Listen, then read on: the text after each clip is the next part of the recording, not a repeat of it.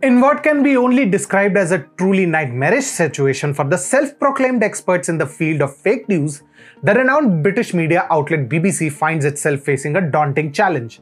The Indian authorities have unequivocally voiced their dissatisfaction, declaring that they have reached their limit. Fed up with the incessant stream of baseless and derogatory content targeting India, the Delhi High Court has taken decisive action by issuing a summon to the media mogul. This summon demands that the BBC provide a detailed explanation for the recent barrage of anti-Indian material. Failure to comply with this will result in a hefty penalty of 10,000 crores being imposed upon them. Namaskar, this is Animesh Pandey and you have landed on TFIPost, the ultimate destination for an alternative and refreshing perspective of every political and social discourse. Today I am here before you to tell you how the bad days of the bigoted BBC have begun and why they may soon have to cough up 10,000 crores. So what are we waiting for?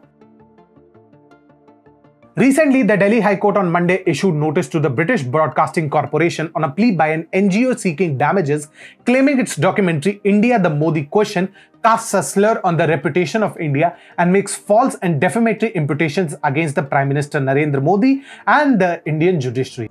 Besides BBC UK, Justice Sachin Datta also issued notice to BBC India on the plea filed by Gujarat-based NGO Justice on Trial. The plea said that BBC is the national broadcaster of the United Kingdom and has released the news documentary India the Modi Question, which has 2 episodes, and BBC India is its local operations office. The petitioner has sought damages of Rs 10,000 crores in favor of the NGO and against the defendants on account of the loss of reputation and goodwill caused to the Honorable Prime Minister of India, the Government of India, the Government of the State of Gujarat, as it was during the period of the Gujarat riots, and also the people of India. The documentary relates to the 2002 Gujarat riots when Modi was the state's chief minister. The High Court also maintained issue notice to the respondents through all permissible modes and listed it for further hearing on September 25. Senior advocate Harish Salve, appearing for the NGO, said that the suit against the BBC is in relation to the documentary which has defamed India and the whole system, including the judiciary. Though this decision does come as a surprise, it wasn't entirely unexpected. BBC is that guy in school who has never aced at anything but would love to irritate everyone from the pupils in the class to even the janitor in the corridor just for fun, and then call the same as duty to mankind. Only a couple of months ago, Indian tax authorities raided the BBC's offices in New Delhi and Mumbai. The IT survey was carried out as a result of the BBC enormous profit diversion activities and willful disrespect for the transfer pricing rules. It's interesting to note that the BBC has faced criticism before as well for falsified tax filings even in UK itself.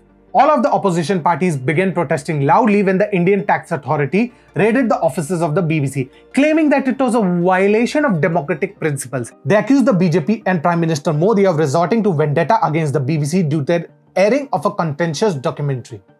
Truth be told, the British have a well-documented history of imposing the perspective and considering themselves superior, whether in UK or in India, through the lackeys, often asserting their right to act without restraint. However, when their actions are challenged, they tend to take offense and react negatively towards the country or individual questioning them.